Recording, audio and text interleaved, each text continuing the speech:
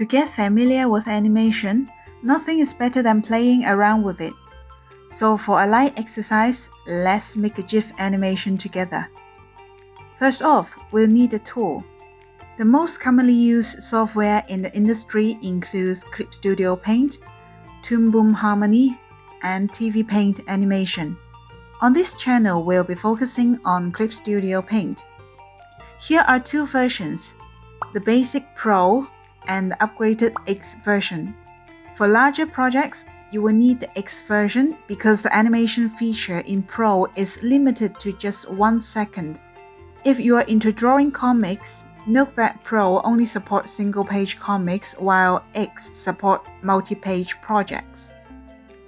Depending on your platform, Clip Studio offers a pretty generous 3 to 6 month free trial.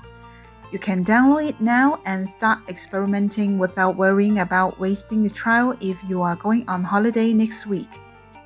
To purchase it, you can choose a perpetual license, a monthly plan, or an annual subscription. If you've already got the software, let's start the project now. I'll walk you through the setup and features. Once you launch Clip Studio, you will see the home page where you can browse the past projects or download materials. Click on Draw to enter Clip Studio Paint. It might have by default created an illustration canvas for you already. You don't need that one, just close it. Then go to the top menu bar, click File and New. A window will pop up to let you choose what kind of file to create. For example, illustration, comic, or animation. Now, click the animation icon. The relevant settings for your canvas or layout paper will appear below. So here you have the size of output frame where you can set the screen size and resolution of your animation. Below that, check the box for animation frame settings if it's not already selected.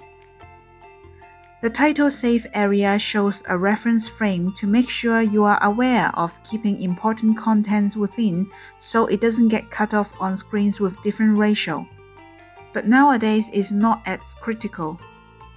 More important is this overflow frame. This is the extra area where you can draw outside the screen, which is super useful for editing flexibility and especially for camera work.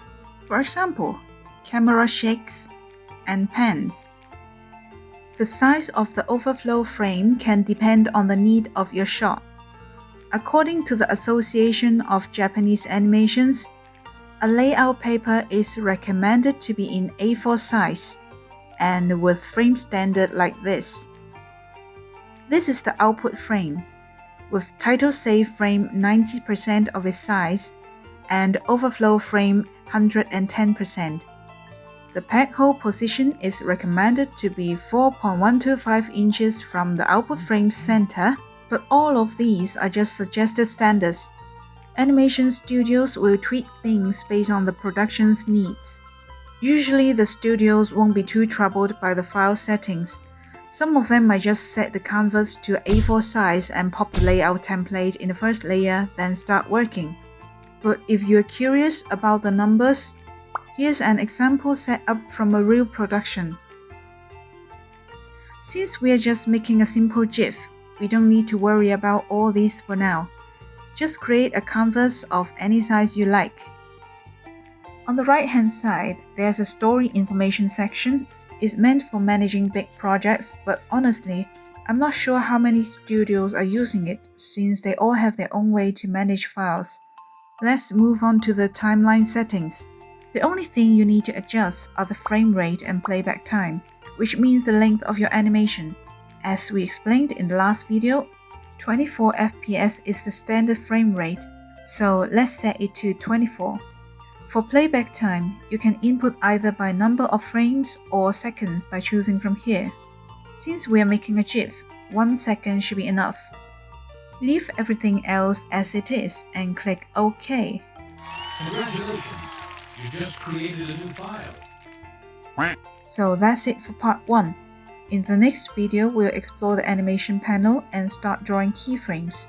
As for the layout paper standards and terms I mentioned before, you can check the description below for more information. If you found this video helpful, please hit like and don't forget to subscribe. I'm Kay. Thank you for watching and see you in the next video.